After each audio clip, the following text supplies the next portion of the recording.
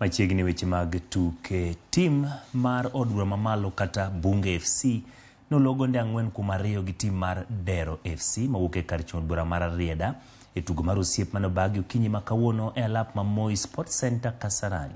Jatugo machon mar Gor Mahia Ali Abondo noloyo ne Bunge FC gol mokwongo, kapok Anthony Oyugi leyo ne Dero FC. Wycliffe Omondi nomedo Dero FC gol mar 2 dakika machuok kapok tugo dhi e yweyo. Matthew Odhiambo noloyo gol mar 3 kokalo e picha choma. Ken Agawa nomiyo Bunge FC geno mar wuok amodhi bang' leyo gol mar 2. Kata kamano Evans Nyawanda noloyo gol mar 4 ne Dero FC.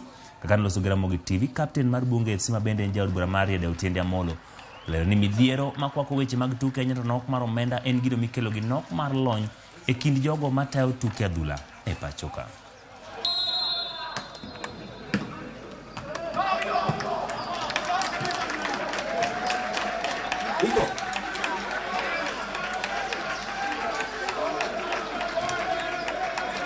Bunge FC gin jodongo lakini gin fit, ok girach.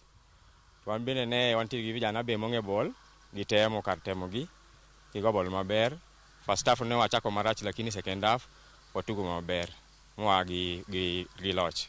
Game obet maber kendo vijendo tugo kendo giwuok kod loch. En puoch gi pak ne tim mar Dero kuom wuok kod loch e game ma kawuono, kendo mano miyo gi mijing'o nikech weekend mokalo e kanye gitieko league ma gigoyo. Onego bed ni wan gi jotelo mohero tugo. E Kenya kae, ker manohero tugo mogik ne en Moi. Nyaka ne Moi ya jomosedonjo, ng'amodewo kata mana tuk mpira kata tugo mora mora onge. Emomiyo koda jok magiketo nochung' ne weche sports ok gin kata jo sport mosego sport mong'e sport.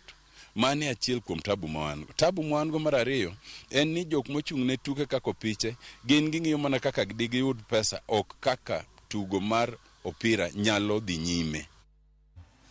Ka jod bura